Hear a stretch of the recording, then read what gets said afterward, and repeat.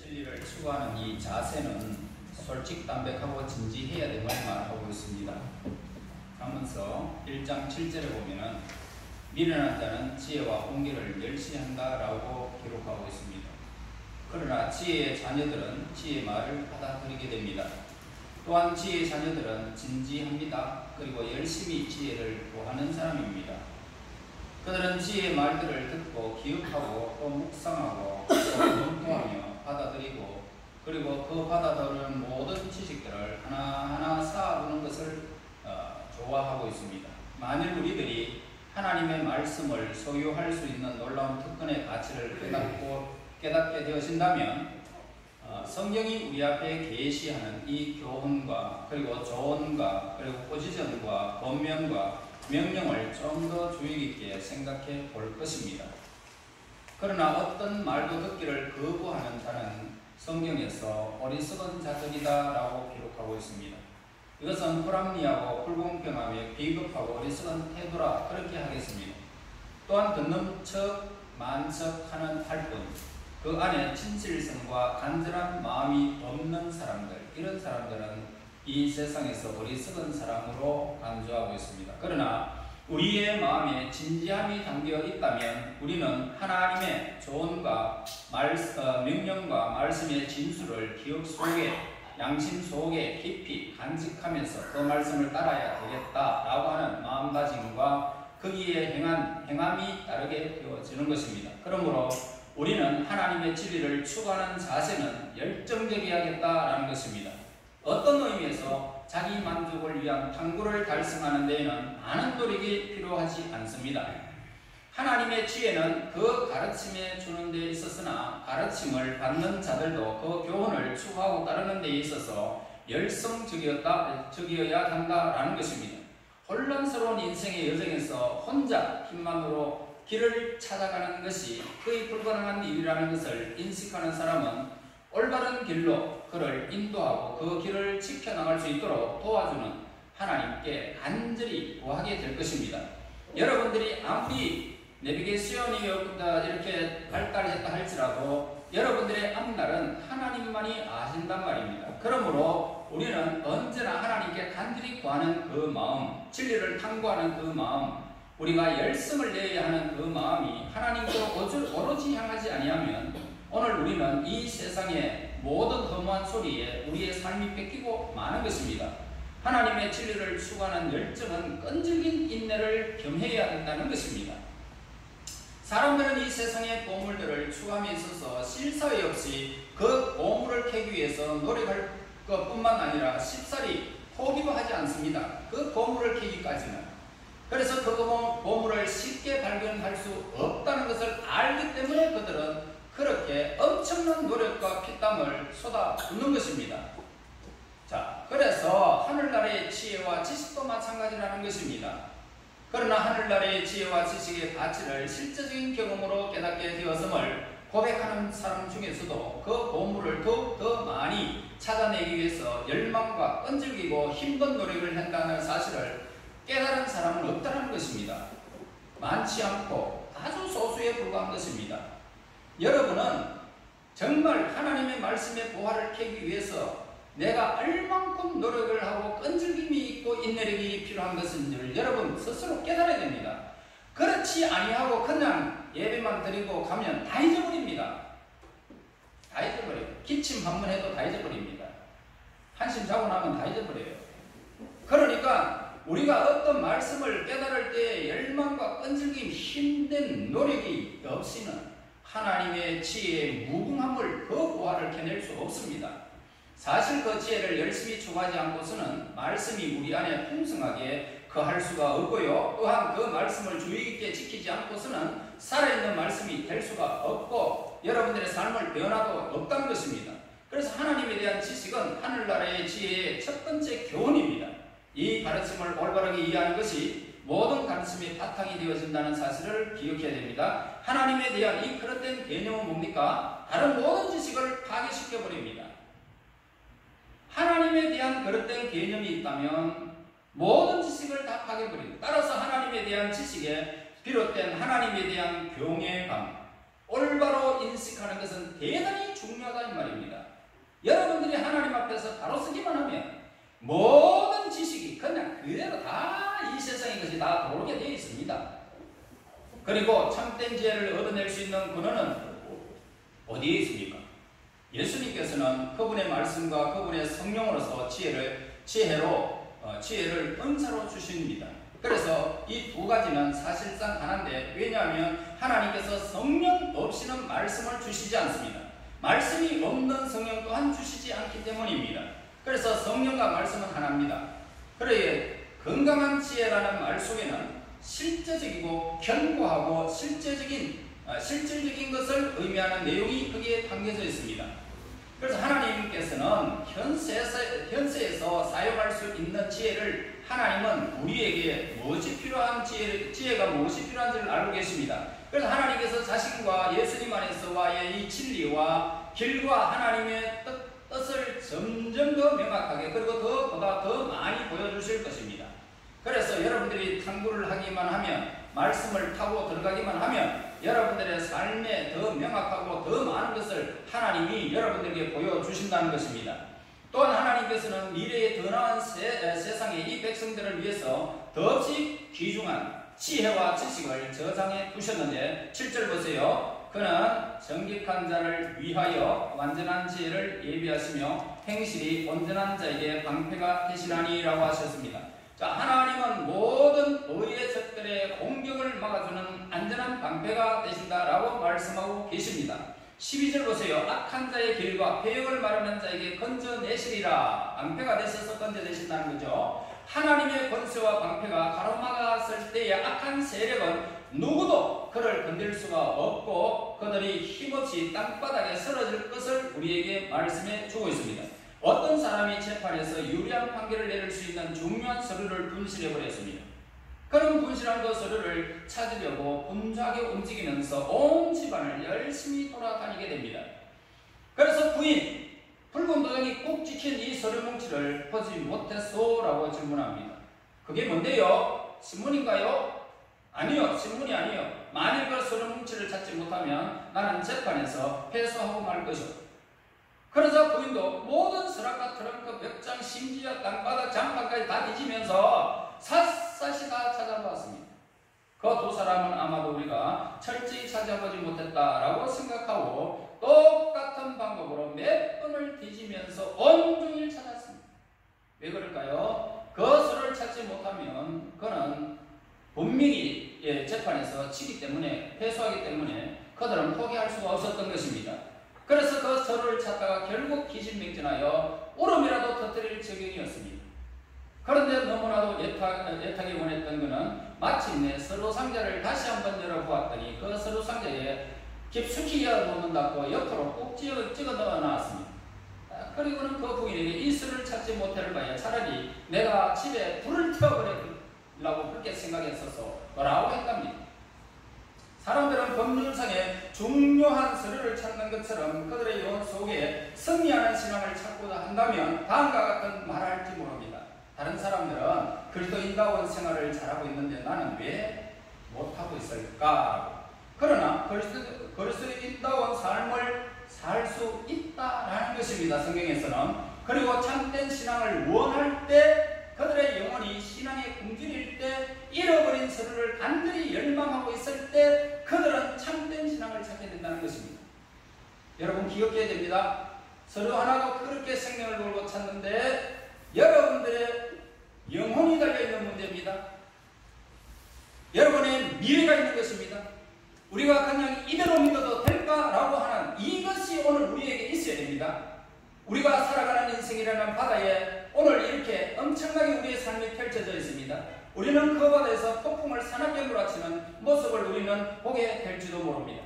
우리는 어쩔 수 없이 이 거대한 바다를 향해야 된다는 것입니다. 여러분들이 10년을 남았던 20년 남았던 여러분의 생명이 이 땅에 손속하는 날까지 우리는 엄청난 세상의 파도에 우리는 바다에 항해를 해야 된다는 것입니다.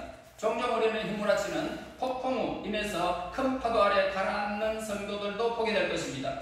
그리고 우리는 사납게 몰아치는 파도로 인해서 동료들로부터 확실하고 흔들리지 않는 영혼의 닷을 굳게 지키도록 권유받기도 할 것입니다.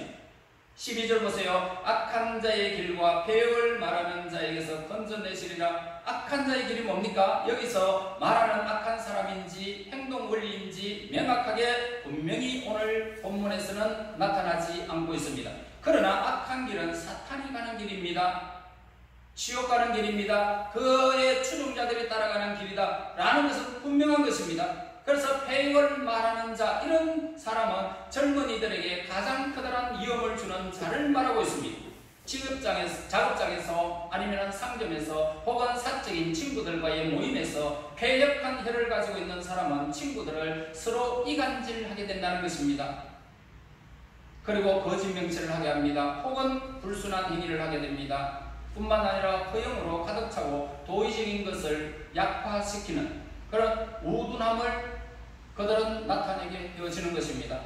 그래서 악한 자를 불쌍히 여기지 아니하고 도리어 그 악을 보고 배울 때에 그의 양심은 상처만 남게 될 뿐이라는 것입니다. 그래서 13절 보세요. 이 무리는 정직한 길을 떠나 어두운 길을 행하며, 정직한 길을 떠났다는 말은 뭡니까? 마음이 오염되어 버렸다는 겁니다. 언어가 타락한 사람의 영혼은 의의 길로 계속할 수가 없다는 것입니다. 악을 생각하고 듣고 말하게 되면 곧 악한 행동이 나오게 되어지는 거죠. 우리 모두에게 이 제약의 시가 있어서 발화할 수 있는 조건만 되면 우리 속에서 그런 씨앗이 떨어지면 빨리 자라게 된다. 우리 인생은 그렇습니다. 그러므로 우리가 이러한 제약의 길로부터 분리되어 사랑과 열망으로 육체를 십자가에 못 박아야 하는 것입니다. 13절에 보세요. 어두운 길로 행하며, 악한 행동은 뭡니까? 어두움을 만들어낸다는 말입니다. 어둡고 더 악한 행동을 낳는다는 말입니다. 욕망에 탐닉하는 것은 우리의 모든 시야를 어지럽히게 되어집니다. 즉 욕망은 어두운 의식 속에서 그치지 않고 제멋대로 행동하는 것을 말하고 있습니다. 안 그칩니다. 14절 보세요. 행악하기를 기뻐하며 악인의 폐역을 즐거워하나니. 행악하기를 기뻐한다는 말이 뭡니까? 좀 더 진보된 범죄의 유형을 우리에게 말해주고 있습니다. 배교자는, 배교자, 하나님을 부인하는 자는 자신의 타락의 수치를 느낍니다. 그래서 그의 유혹이 너무 강하겠다라고 변명을 하고 곧 돌이킬 것을 약속하게 됩니다. 그러나 그의 마음이 강박해지는 과정이 계속 되어진다는 거죠.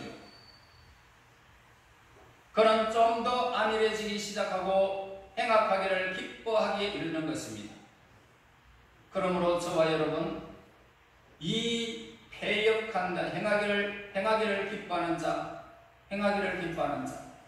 여러분, 인생의 육체를 위해서 심지 말아야 됩니다. 육체는 즐거움을, 쾌락을, 그리고 행복을 추구하는 겁니다. 우리가 예수를 믿는 것은 불편해도 믿어야 되고, 어려워도, 눈물이 나도, 괴로워도 하나님을 따라야 하는 것입니다. 그렇지 아니하면 행악하기를 기뻐하는 자로 전락해버린다는 것입니다.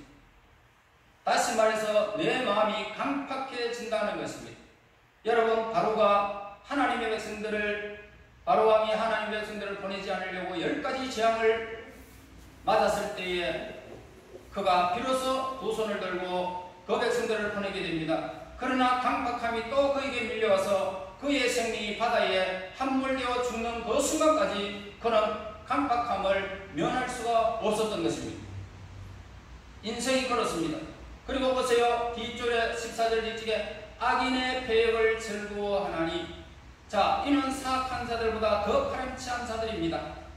제약 속의 쾌락을 추구하는 것은 타락한 인간의 속성을 나타내고 있습니다.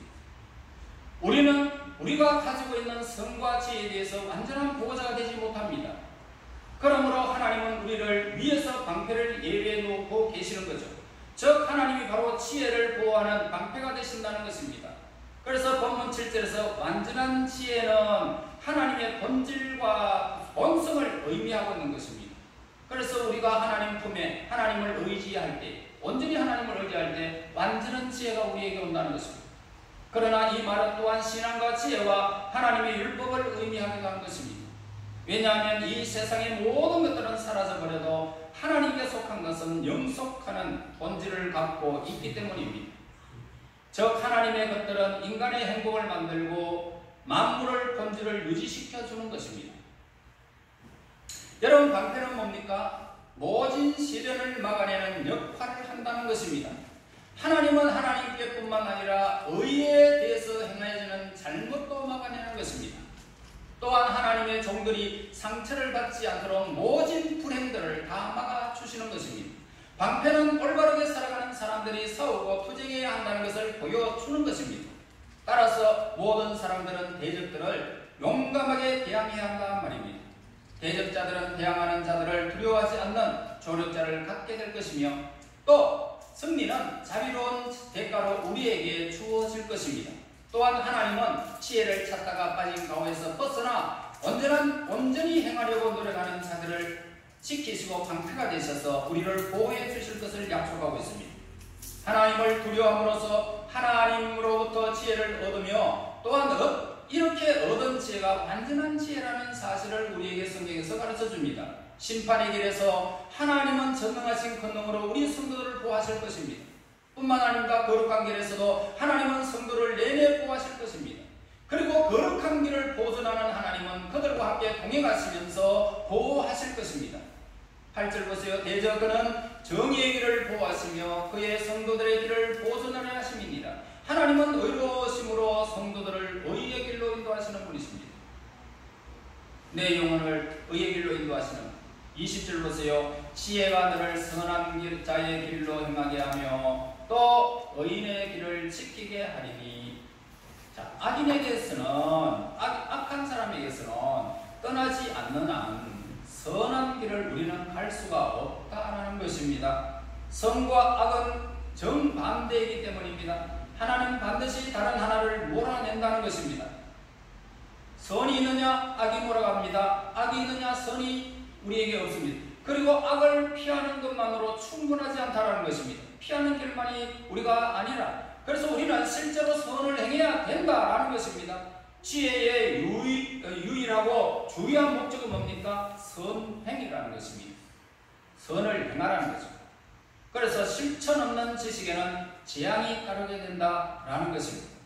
악한 사람보다 선한 사람을 따르는 것이 더 좋습니다. 왜냐하면 악한 사람의 삶보다는 선한 사람의 인생이 더 훌륭하고 영광스럽기 때문입니다.